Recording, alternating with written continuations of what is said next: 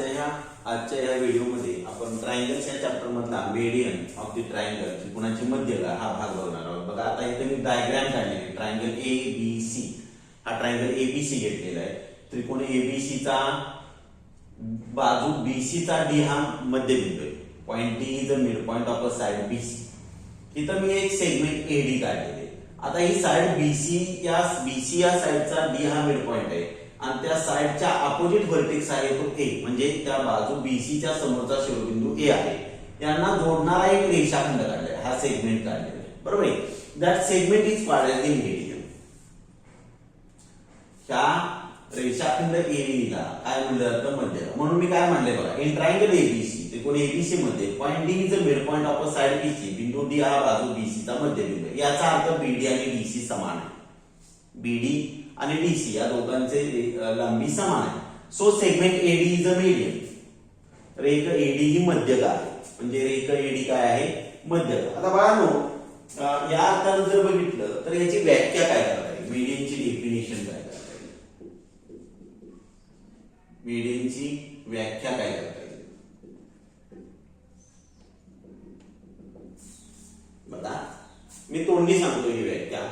बघा, a segment joining midpoint of a side of a triangle and its opposite vertex is called as the median। बघा परत सांगतो, a segment joining midpoint of a side of a triangle and its opposite vertex is called as a median। म्हणजे त्रिकोणाच्या बाजूचा मध्यबिंदू व त्या बाजू समोरील शिरोबिंदू यांना जोडणारा रेषाखंड म्हणजे त्रिकोणाची त्या बाजूवरील मध्यगा, म्हणजे AD ही बाजू BC वरील मध्यगा आहे। Median AD is drawn on side BC, म्हणजे रेख AD ही मध्यगा बाजू BC वर काढलेली, म्हणून बाजू BC ची रेख AD ही मध्यगा आहे असं म्हटलं जातं। बघा, आता प्रश्न असा आहे की how many medians we can draw to every triangle. प्रत्येक त्रिकोणाला आपण किती मध्यगा काढू शकतो? बरोबर आहे। ही तुम्हाला ऍक्टिव्हिटी दिलेली आहे, ऍक्टिव्हिटी 1 म्हणलेले बाळांनो। ऍक्टिव्हिटी कृती 1 दिलेली तुम्हाला तुमच्या पुस्तकामध्ये दिलेले। आता या कृती 1 मध्ये बघा, त्यात 2 मुद्दे महत्वाचे। बघा, मी एक ट्रायंगल घेतो इथं,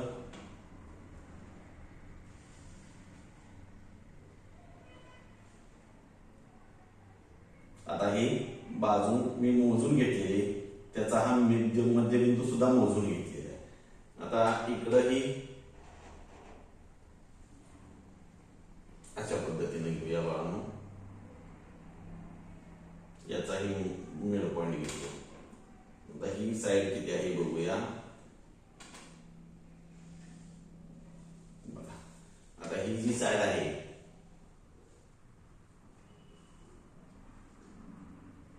म्हणजे इथं हे जरा आता येईल,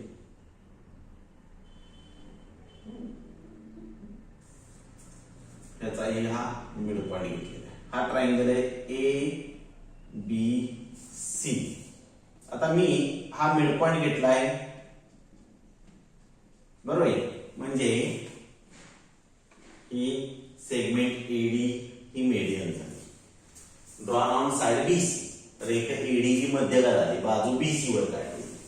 आता पुढं हाही मिड पॉइंट घेतलेला आहे आपण, मग इथं E पॉइंट घेतो मी, E आणि C पॉइंट जोडूया, म्हणजे ही मीडियन झाली। कोणती? तर CE ही मीडियन आहे, ड्रॉन ऑन साइड AB, म्हणजे CE ही बाजू AB वर काढलेली मध्यगा आहे। आणि दुसरी जो आहे तो त्रिकोणाच्या बाजू मोजून घेतल्या,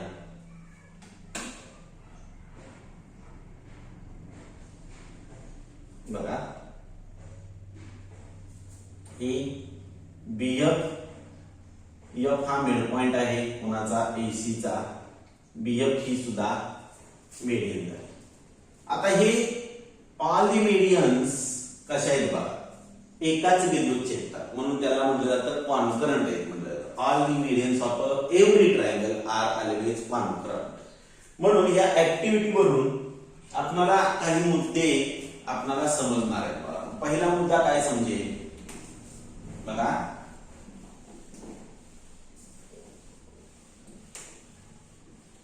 तीन साइड आहेत म्हणल्यानंतर आपल्याला नोट दॅट, इथं लक्षात ठेवा असं म्हणता येईल.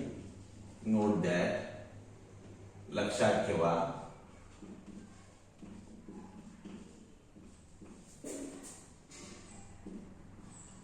काय लक्षात ठेवा, तर पहिला वी कॅन ड्रॉ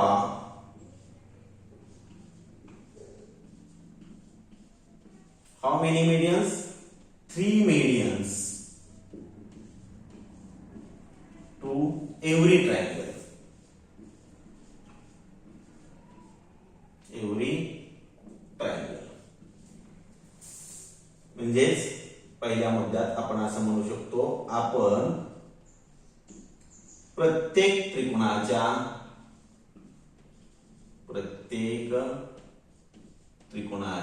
किती मध्यगा काढू शकतो? 3 मध्यगा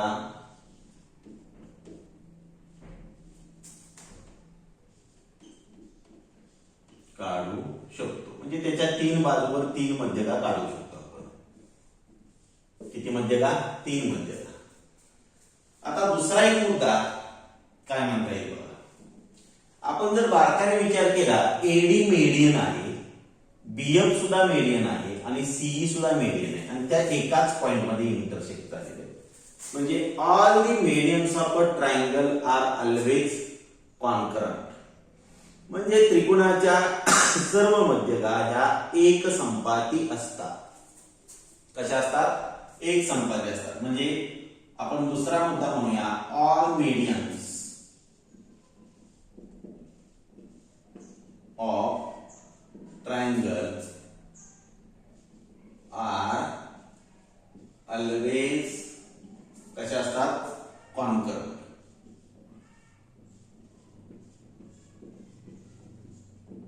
कॉन्करंटचा अर्थ मराठीत त्याला एक संपाती म्हटलं जातं.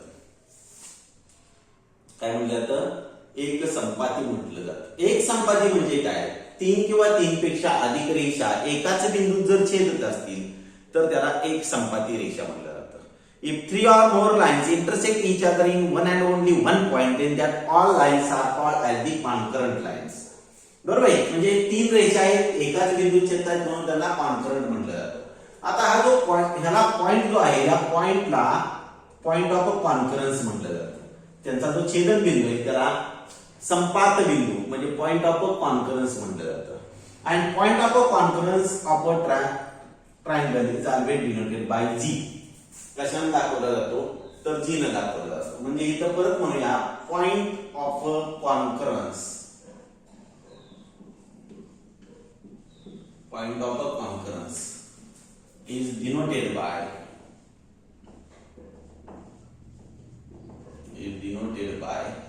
capital G and is called as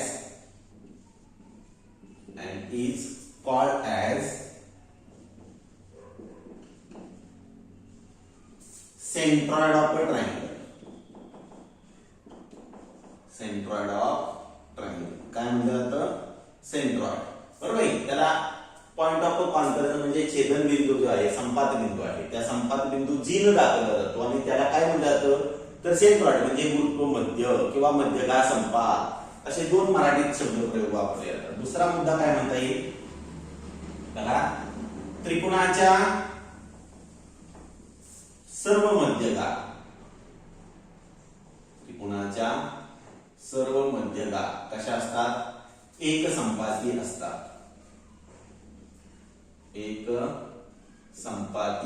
एक संपाती याचा अर्थ कळला का रे बाळांनो? मी आताच बोललो. एक संपाती कोणाला म्हणायचं? 3 किंवा 3 पेक्षा रेषा परस्परांना एकाच बिंदूत छेदत असतील तर त्यांना एक संपाती रेषा म्हणतात. इथं 3 मध्यगा आहेत, त्या 3 मध्यगा परस्परांना एकाच बिंदूत छेदतायत म्हणून त्यांना एक संपाती म्हणजे एक संपाती असतात.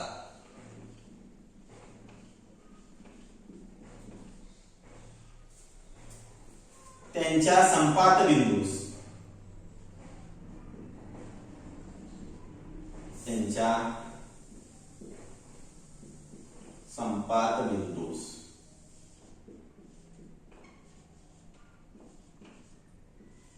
काय म्हणलं जातं?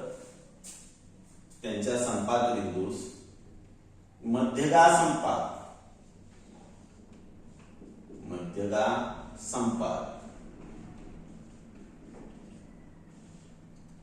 त्याला दुसरंच नाव आहे, दुसरं एक नाव आहे काय म्हणलं जातं? गुरुत्व मध्य. इथं ऑब्लिक म्हणण्याऐवजी गुरुत्व किंवा म्हणतो किंवा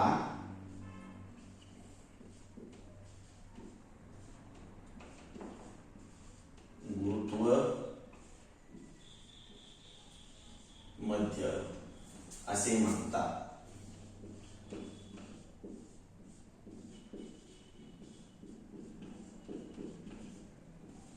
आणि तो कशाने दर्शवला जातो? तो जी या अक्षराने दर्शवतात.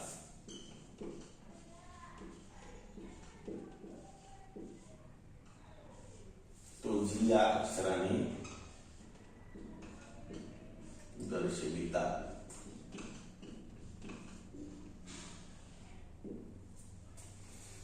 बघा, हे दोन मुद्दे आहेत. आता तिसरा एक मुद्दा आहे बघा,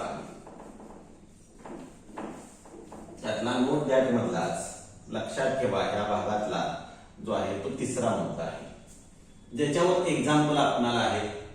हा तिसरा मुद्दा काय आहे बघूया. बघा, आता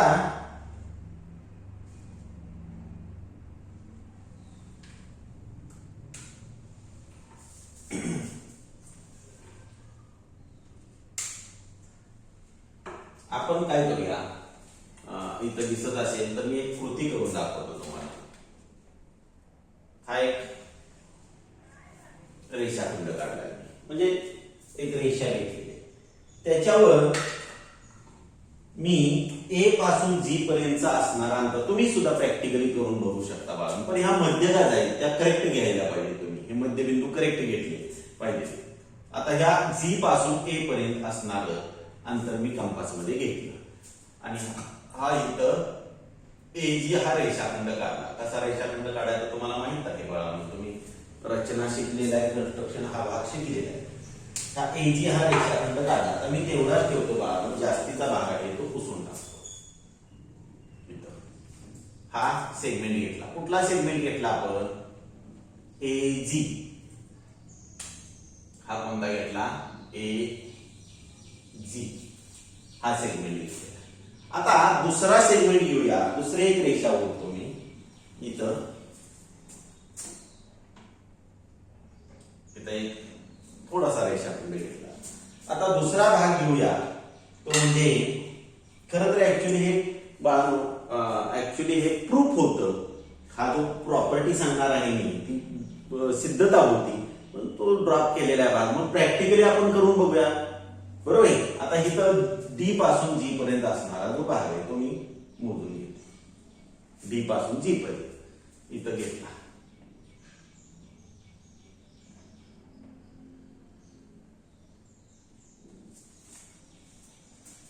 आता हा जो आहे तो सेगमेंट घेतला आपण जी.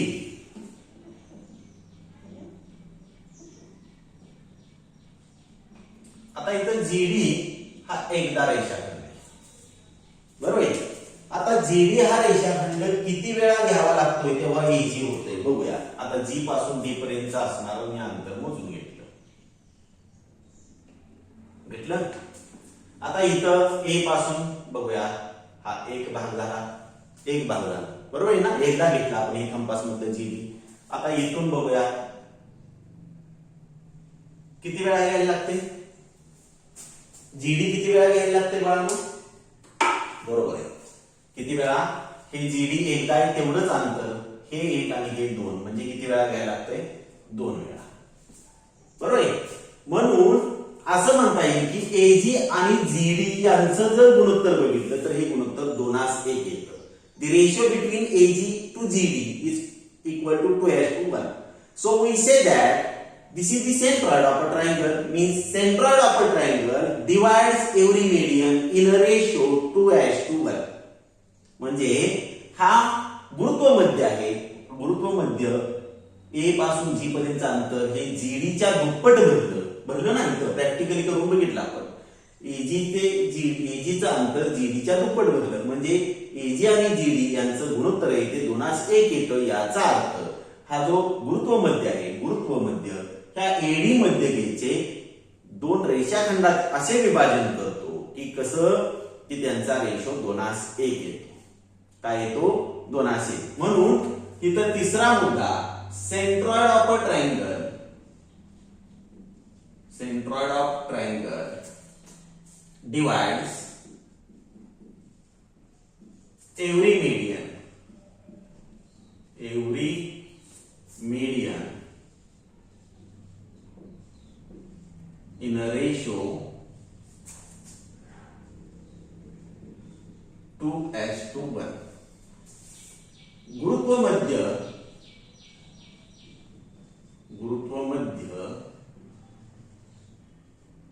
प्रत्येक मध्यगेचे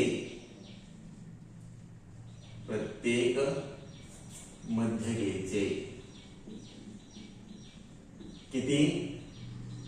2:1 या प्रमाणात विभाजन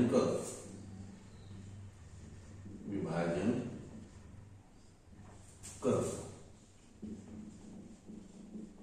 याचा अर्थ बाळांनो, एजी दुप्पट आहे आणि जीडी एकपट आहे. म्हणजे एजी जीडी बरोबर किती?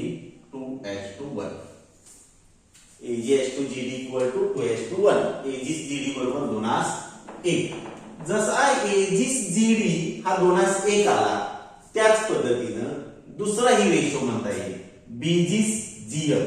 बरोबर आहे ना. बी इथं ए पासून स्टार्ट केलं, हा व्हर्टेक्स आहे, त्रिकोणाचा शिरोबिंदू आहे, तिथून सेंट्रॉइडला आलं AG/GD बरोबर 2:1. मग BG/GF बरोबर सुद्धा किती येणार? बरोबर आहे 2:1 असणार. ते प्रॅक्टिकली एक करून बघितले. आता सगळं प्रॅक्टिकली करून बघण्यात वेळ नाही आपल्याला तेवढा. BG तुम्ही करून बघितलं तरी चालेल. GF बरोबर सुद्धा किती येतं? 2:1 येतं. मग इथं CE सुद्धा मेडियन आहे. मग सी या व्हर्टेक्स पासून CG घेतलं, CG/G हा सुद्धा रेशो किती येतो? 2:1. कळलं? हे रेशो म्हणजे काय? 2/1 भागात टाकायचे. गुणोत्तर म्हणजे कळलं? नाहीतर ते 2:1 म्हणजे काय नक्की सर? आलं का लक्षात? हे ऍक्टिव्हिटी 1 दिलेले बघा. ऍक्टिव्हिटी काय दिलेली? 1 दिलेली. चला आता ऍक्टिव्हिटी 2 बघूया. हे लिहून घ्या तुम्ही, अशी अपेक्षा आहे माझी. हे महत्वाचा भाग आहे यातला. हा मीडियन वरचा महत्वाचा भाग आहे. कारण ते परत आपणाला 10वीत गेल्यानंतर किंवा 9वीतला काही भाग सुद्धा बघताना याचा वापर होणार आहे. या तीनही मुद्दे बरोबर आहे. आता ऍक्टिव्हिटी 2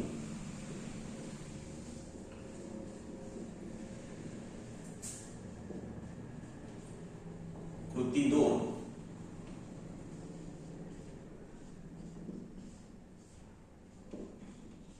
आता एक मी राईट अँगल ट्रायंगल घेतो.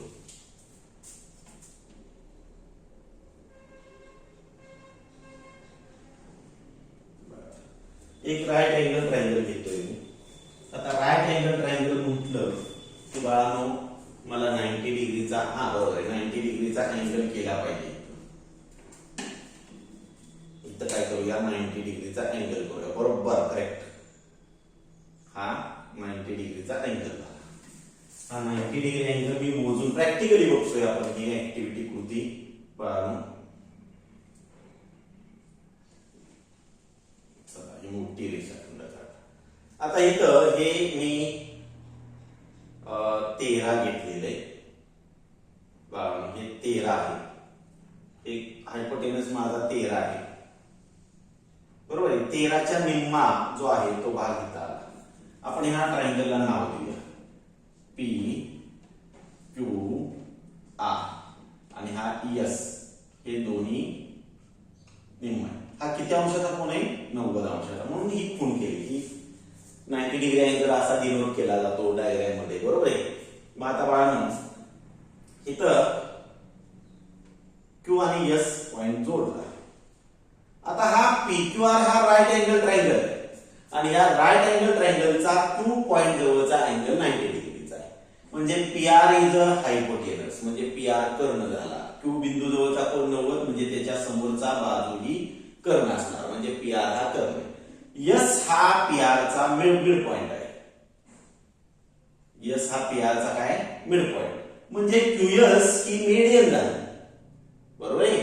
क्यूएस ही काय झाली? मीडियन. कशावर काढली? ड्रॉन ऑन हायपोटेनस, म्हणजे कर्णावर काढलेली मध्यरेखा, बरोबर आहे. मग इथं थोडक्यात वर्णन लिहूया. In triangle P Q R, त्रिकोण पी क्यू आर मध्ये कोन क्यू जो आहे, मी एकाच बिंदूत लिहितो बाळांनो, कोन क्यू हा 90 अंशाचा आहे. आणि इथं पीएस आणि एस आर हे दोन्ही समान आहे, म्हणजे एस हा पी आर चा मिड पॉइंट आहे. सो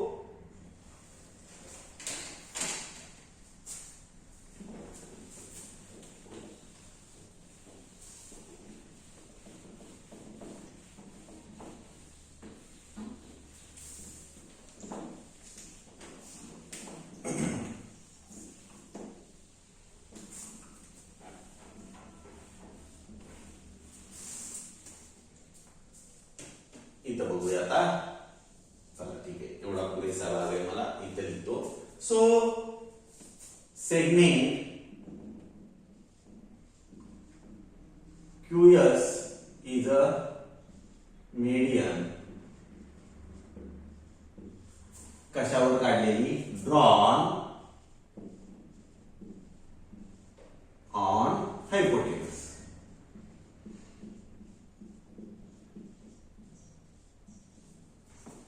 रेखा QS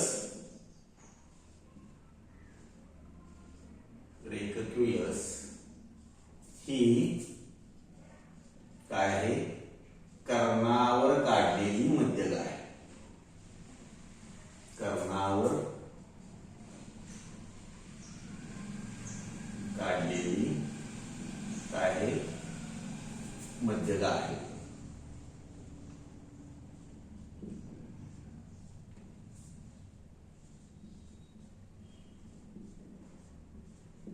कर्णावर काढलेली मध्यरेखा आहे, बरोबर आहे. आता बघा इथं पीएस चं जे अंतर आहे ते मी मोजले. पीएस चं अंतर आणि एसआर चं अंतर हे समान आहे. माझ्याकडे हे अंतर आहे 6.5 आणि या पीआर चा अंतर 13 आहे. पूर्ण पीआर जो आहे तो 13 आहे, बरोबर ना. पीएस 6.5 आहे, एसआर 6.5 आहे. आता आपल्याला ह्या मीडियनची लेंथ मोजायची. मीडियनची लेंथ मोजायची बघा. कुठल्या? क्यूएस, क्यू पासून एस पर्यंत. क्यू पासून एस पर्यंत मी कंपास मध्ये अंतर घेतलं. हे प्रॅक्टिकली करून बघा किती येते बघा. करेक्ट आलं. इथं 6 आहे, तुम्हाला दिसतंय का नाही कुणाला. पण एक गोष्ट लक्षात ठेवा, हे जे अंतर आहे बघा, हे अंतर क्यूएस घेतलेले आपण, हे क्यूएस अंतर घेतलंय, बरोबर आहे. मग हे अंतर आणि पीएस अंतर समान आहे का बघा? आहे. आणि इथं एस पासून आर पर्यंतचं अंतर समान आहे का बघा? आहे. म्हणजे हे तीनही अंतर जे आहे, ही तीनही अंतर समान आहे. कुठलं? क्यूएस, पीएस आणि एसआर, बरोबर आहे. म्हणजे क्यूएस ची लांबी सुद्धा किती आहे? क्यूएस ची लांबी सुद्धा 6.5 आहे. म्हणजे ही तिन्ही अंतर समान झाली. पीएस बरोबर एसआर बरोबर क्यूएस. बघा, पीएस बरोबर एसआर बरोबर क्यूएस बरोबर किती आहे? 6.5. माझा उत्तर आहे. तुम्ही प्रॅक्टिकली तुम्ही काय येईल ते तुम्ही लिहिलं, तुमचं मेजर तरी चालेल. कारण कुणाचं 4 येईल 4.5 येईल, जसं येईल तसं बघा.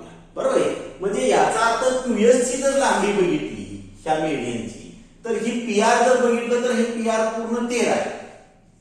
हे पूर्ण किती आहे? 13. बरोबर आहे. आणि ह्या 13च्या निम्म हे 6.5 आहे QS. बरोबर आहे. So QS equal to half of PR. QS ची लांबी PR च्या निमपट आहे. आता याच्यावरून आपण एक काय कन्क्लुजन काढलं, ह्या ऍक्टिव्हिटी वरून हे काय कन्क्लुजन काढलं बाळांनो? काय कन्क्लुजन मिळालं बघा. तर नोट दॅट, आपण ते नोट दॅट म्हणून लिहूया. म्हणजे काय तुम्ही मराठीमध्ये म्हणणार? हा, लक्षात ठेवा. लक्षात ठेवा. काय लक्षात ठेवा? बघूया. The length of a median, the length of median drawn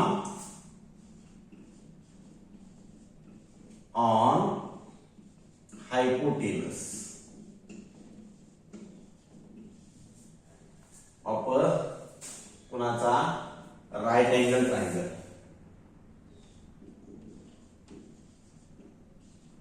right angled triangle is half of hypotenuse.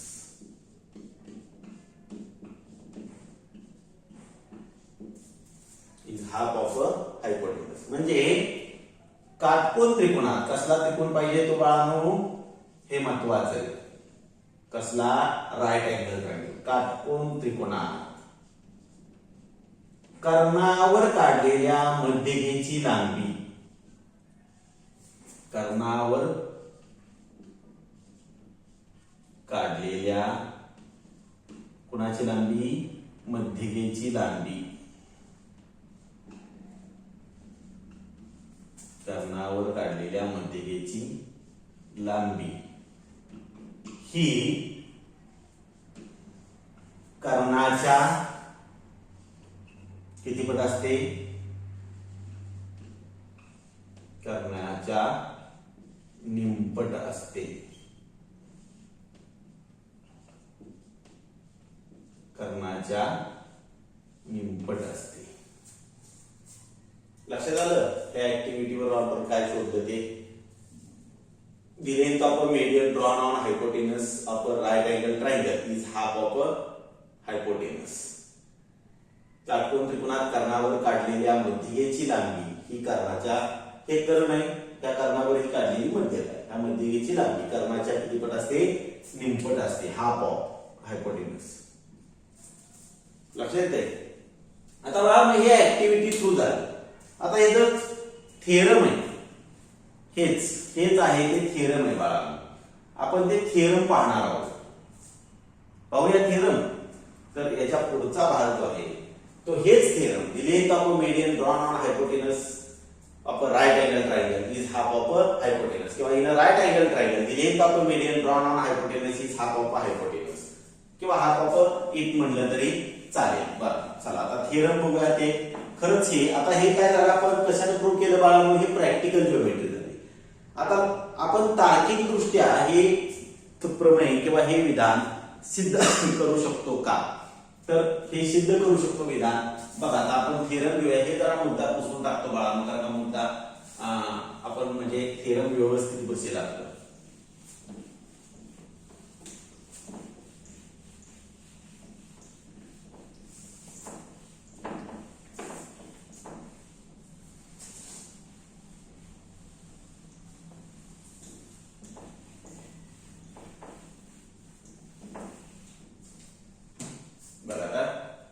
आता थेरम आहे.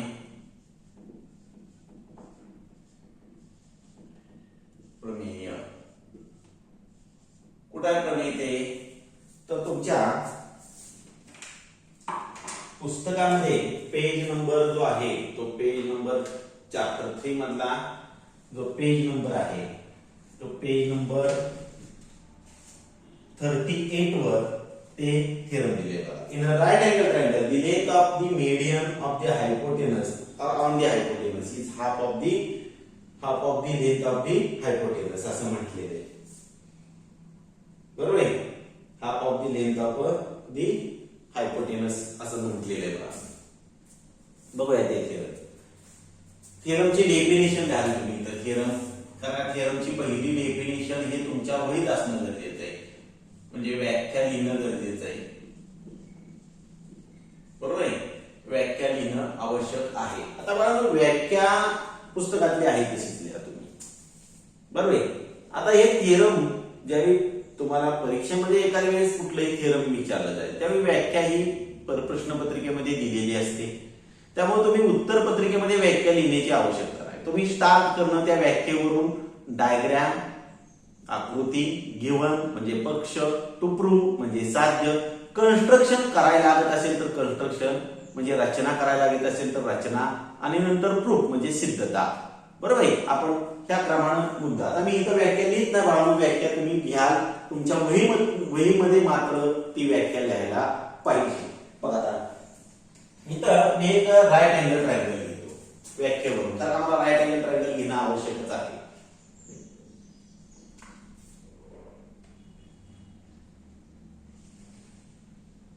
बघा हा राईट अँगल ट्रायंगल घेतला.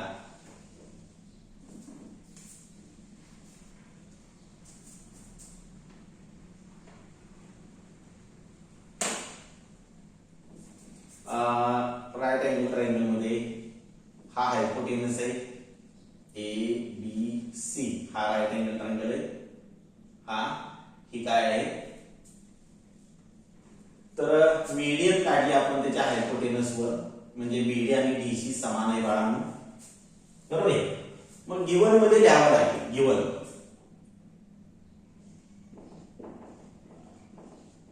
काय म्हणावं लागेल इन ट्रायंगल ABC त्रिकोण ABC मध्ये बरोबर आहे कोण ABC जो आहे तो 90 अंशाचा आहे. कोण ABC किती अंशाचा आहे 90 अंशाचा आहे. म्हणजे हे तुमचं काय आहे बाळांनो मराठीवाले पक्ष आहे. बरोबर आहे. कोण ABC 90 अंशाचा आहे आणि सेगमेंट BD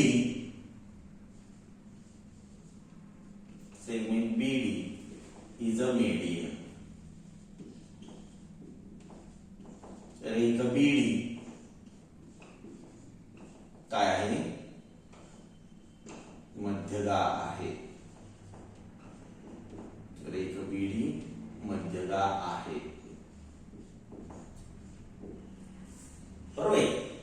आता बघा रेख BD मध्यगा आहे तर टू काय करायचंय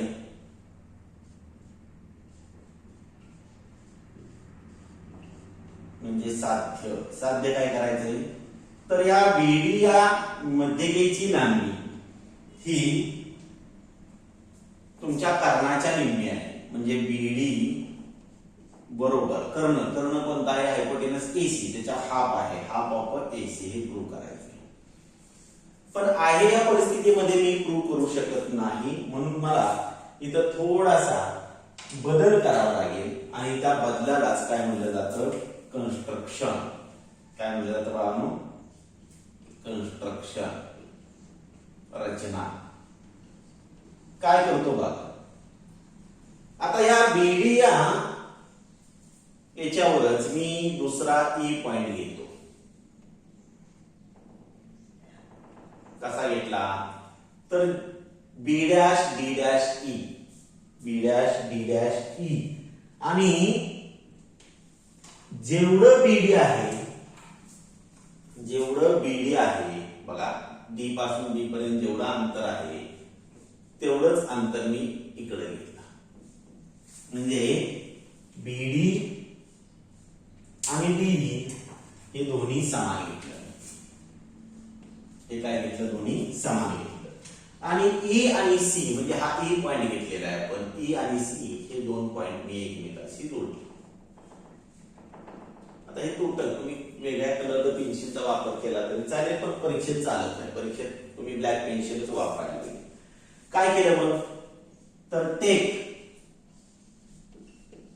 point D on segment BC कसा घेतला सच दॅट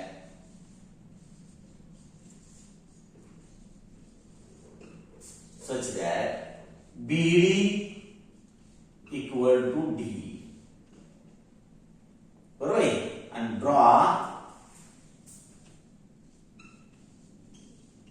ड्रॉ सेगमेंट कुठला सेगमेंट काढला EC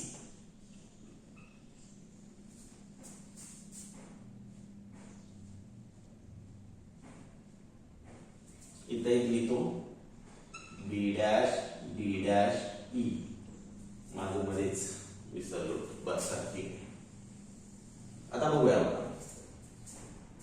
आता हे सेमी वाल्यासाठी लिहिलं मराठवाड्यासाठी लिहितो रचना काय केलं रचना काय केली रेख BD वर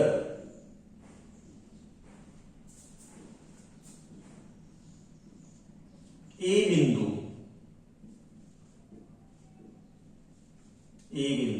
असा घेतला कसा असा घेतला की B' D' E आणि BD बरोबर D आणि रेख कोणता काढला रेख EC काढला रेख EC काय केला काढला बरोबर आहे आता बघा इथं दोन नवीन ट्रायंगल तयार झाले एक झाला ADB आणि दुसरा CDE तुम्ही म्हणणार सर मग इथं ADD म्हणला मग EDC का म्हणत नाही तुम्ही नाही बघा इथं A इथं डबल लाईन आहे D सिंगल लाईन आहे B म्हणजे तुम्ही इथं सुरुवात B पासून जर केली तर सिंगल लाईन पहिली येईल या आयडेंटिकल मार्क म्हणून तुम्ही सुरुवात C पासून केली पाहिजे बरोबर म्हणजे प्रूफ मध्ये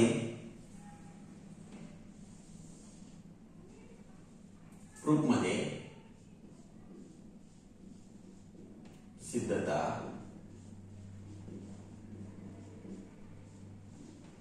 in triangle ADB and triangle CDE या दोन त्रिकोणामध्ये या दोन्ही त्रिकोणामध्ये पहिला यादी बघूया सेगमेंट AD म्हणजेच रेख AD कॉन्ग्रुएंट आहे सेगमेंट रेख कोणाला रेषाखंड CD ला कारण हा गिवन आहे म्हणजे काय आहे पक्ष आहे तुम्ही म्हणणार इथं सर गिवन मध्ये दिलेलं नाही पण BD ही मेडियन आहे याचा अर्थ D हा AC चा काय असणार आहे मिड पॉइंट असणार आहे पुढं आता इथं BD आणि DE समान घेतले BD आणि DE समान घेतले म्हणून इथं म्हणूया सेगमेंट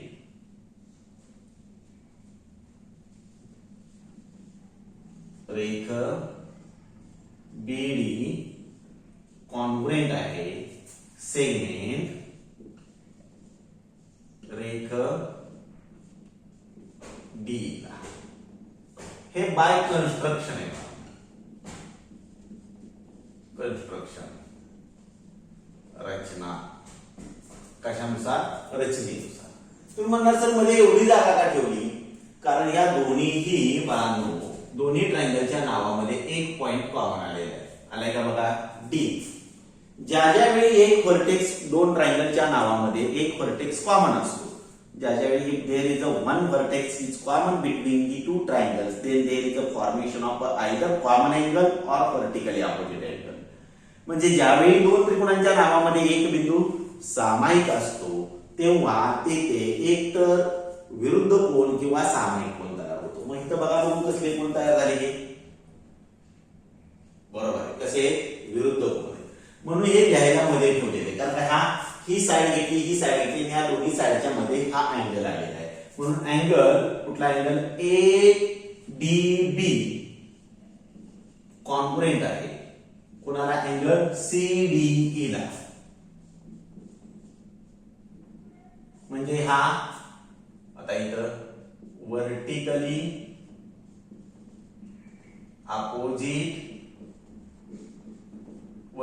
अपोजिट अँगल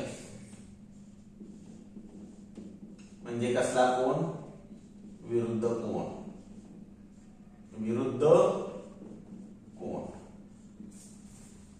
कसला कोण आहे तो, विरुद्ध कोण. म्हणजे हे दोन ट्रायंगलचे 3 एलिमेंट कॉन्ग्रुएंट झाले. याचा अर्थ हे दोन्ही ट्रायंगल कॉन्ग्रुएंट असणार आहेत. ट्रायंगल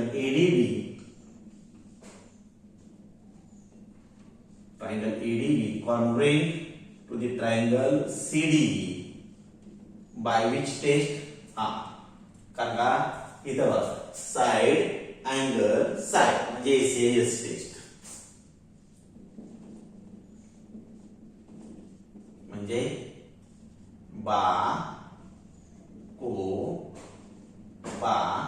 कसोटी. कुठली, बाकोबा कसोटी.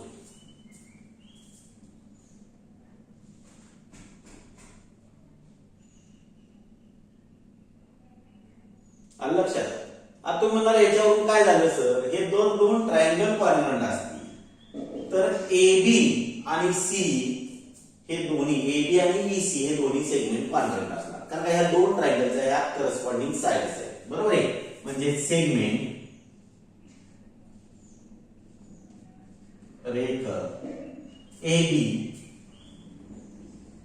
कॉन्ग्रुएंट आहे सेगमेंट रेख EC ला. का, तर corresponding sides of a congruent triangle, एकरूप त्रिकोणाच्या कसल्या बाजू आहेत, ह्या संगत बाजू. एकरूप त्रिकोणाच्या कसल्या बाजू आहेत, ह्या संगत बाजू.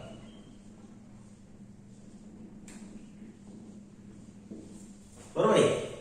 आता बाळांनो हे दोन बाजू तर AB आणि CEC एकरूप झालं. आता याला खरं तर क्रमांक द्यायला पाहिजे, माझ्याकडे जागा अपुरी पडते. याला क्रमांक 1 देऊया.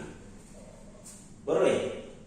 आता बाळांनो हाही अँगल BAD आणि अँगल ECD बघा, B खूण नाही याच्यावर, इकडे गेलो डबल लाईन कॉमन पॉइंट. तसं E खूण नाही याच्यावर, C डबल लाईन आणि कॉमन पॉइंट. म्हणजे हे दोन अँगल कॉन्ग्रुएंट असणार, हा आणि हा अँगल. बरोबर. म्हणजे अँगल, कुठला अँगल जरा इकडे येतो, एकाखाली एक व्यवस्थितपणा करायचा होता परंतु येत नाही बाळा. अँगल BAD कॉन्ग्रुएंट आहे कोणाला, अँगल ECD ला. कारण बरोबर आहे, कारण corresponding angles of a congruent triangle, एकरूप त्रिकोणाचे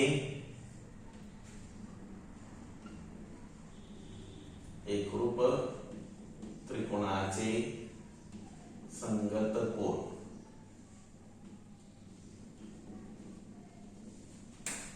एकरूप त्रिकोणाचे हे कसले कोन, संगत कोन. अँगल BAD आणि अँगल ECD हे एकरूप त्रिकोणाचे संगत कोन.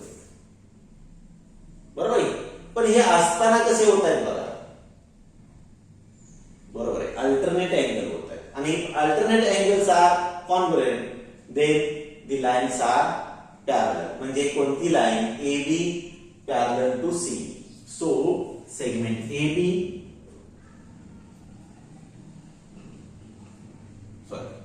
मराठीवाली लाईनचं राहिलं. सो सेगमेंट रेख AB पॅरलल आहे सेगमेंट रेख C ला. का, कुठली टेस्ट वापरली बाळांनो, हे कसल्या टाईपचे अँगल आहेत, तर अल्टरनेट. म्हणून अल्टरनेट अँगल टेस्ट व्युत्क्रम कोन कसोटी. व्युत्क्रम कोन कसोटी.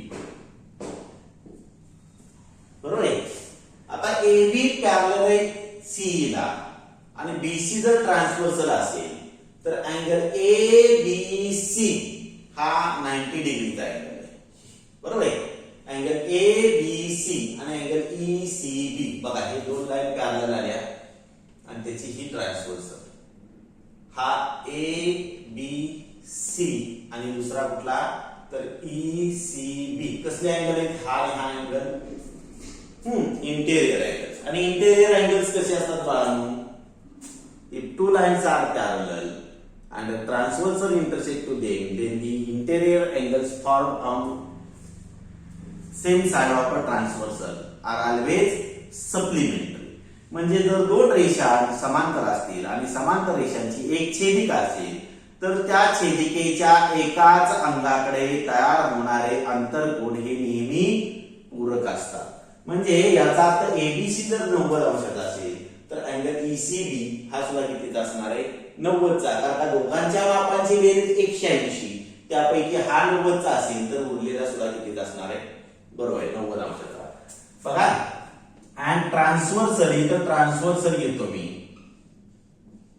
ट्रान्सव्हर्सल म्हणजे छेदिका. कोणती घेतली छेदिका तर बीसी ही छेदिका घेतली. So angle ABC equal to angle कुठला ईसीबी इक्वल टू 90 डिग्री. आणि हे कसले कोण आहेत बघा. त्याला क्रमांक द्यावा लागेल कारण काही परत मला उपयुक्त आहे. क्रमांक देऊया इंटेरियर कारण देऊया इंटेरियर अँगल्स म्हणजे आंतरकोन. हे कसले कोण आहेत आंतरकोन. बरोबर आहे. आता बाळांनो जरा हे मला पुसावं लागेल त्याशिवाय माझं थेरम पूर्ण होणार नाही. तर आता दोन नवीन ट्रायंगल घेऊया. कुठले दोन नवीन ट्रायंगल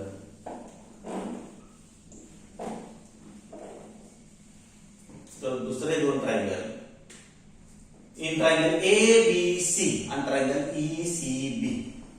बघा इन ट्रायंगल एबीसी आणि ट्रायंगल ईसीबी या दोन त्रिकोणामध्ये. आता पहिला भाग आहे की एबी कॉन्ग्रुएंट आहे ईसी ला. बघा इथं लिहिलेले आपण 1 नंबर दिलाय त्याला 1 क्रमांक दिलाय 1 क्रमांक दिलाय. सेगमेंट रेख एबी कॉन्ग्रुएंट आहे सेगमेंट रेख कोणत्या रेषाखंडाला ईसी ला. कुठून घेतलं फ्रॉम 1 वरून घेतलं. बरोबर आहे. आता पुढं angle ABC congruent equal to angle ECB आपण तसंच लिहूया इक्वल टू 90 डिग्री. हे कुठून घेतलं तर इथं बघा मध्ये हा 90 चा तर इथला सुद्धा कितीचा झाला होता 90 चा. म्हणजे कुठून घेतलं फ्रॉम 2 वर. बरोबर आहे. आता ह्या दोन्ही नावामध्ये दोन बिंदू सामायिक आहेत बी आणि सी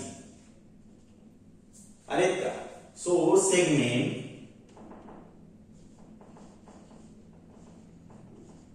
रेख बीसी कॉन्ग्रुएंट आहे कुणाला सेगमेंट रेख. आता बीसी नाही म्हणायचं इथं सीबी कारण 90 अंशापासून सी कडे गेलो होता आपण. इथंही 90 अंशापासून बी कडे गेलो सीबी. का ती कसली साइड आहे बरोबर आहे कॉमन साइड म्हणजे सामायिक बाजू.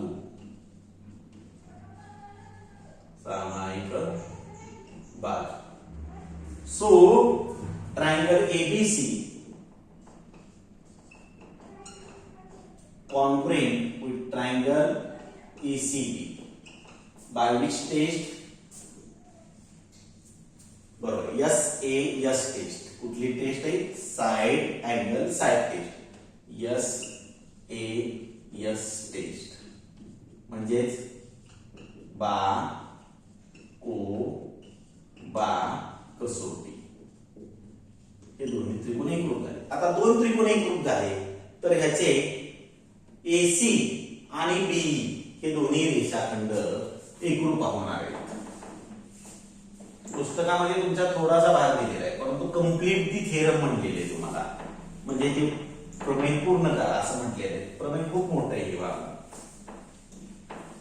झाला. आता एक 4-5 स्टेप मध्ये समजाय बरोबर आहे. आता काय करूया तर AC बरोबर BE, सो AC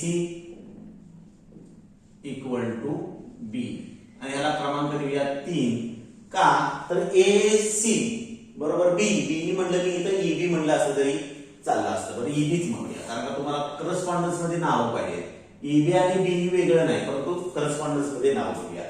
AC बरोबर EB हे दोन्ही सेगमेंट कॉन्ग्रुएंट झाले. आता हे दोन्ही सेगमेंट इक्वल आहेत का तर ह्या corresponding sides of a congruent triangle एकरूप त्रिकोणाच्या संगत बाजू. एकरूप त्रिकोणाच्या कसल्या बाजू आहेत ह्या तर संगत बाजू ह्या एकरूप त्रिकोणाच्या संगत बाजू. पण D हा BE चा काय आहे मिड पॉइंट आहे. But point D is midpoint of segment B, परंतु बिंदू D हा रेख BE चा काय आहे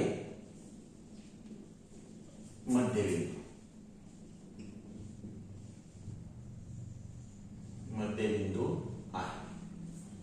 बिंदू D हा रेख BE चा काय आहे मध्यबिंदू. याचा अर्थ BD ची लांबी ह्या BE च्या इथं EB म्हणले बाळांनो, आपण EB म्हणूया. सॉरी परत मी तेच करतोय EB इथं EB म्हणूया. मग ह्या BD ची लांबी EB च्या किती पट असणार आहे. BD बरोबर आहे BD equal to half of EB. मध्यबिंदू याचा अर्थ निम्मा असणार आहे. हे जर 10 असेल तर BD 5 असेल म्हणजे 5 हे 10 निम्मा आहे म्हणजे याचा अर्थ BD हे EB च्या निम्मा आहे. याचाच अर्थ बाळांनो BD बरोबर हाफ. आता EB कुणाशी समान आहे AC ची. BD बरोबर हाफ ऑफ AC आलं का बघा. तुमचं टू प्रूव्हचं स्टेटमेंट आलं का बघा. BD बरोबर हाफ ऑफ AC, BD बरोबर 1/2 AC.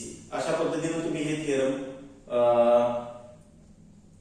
प्रूव्ह करू शकता. तर नंतरचा जो भाग आहे तो भाग आपण नंतर बघूया पुढच्या व्हिडिओमध्ये. व्हिडिओ खूप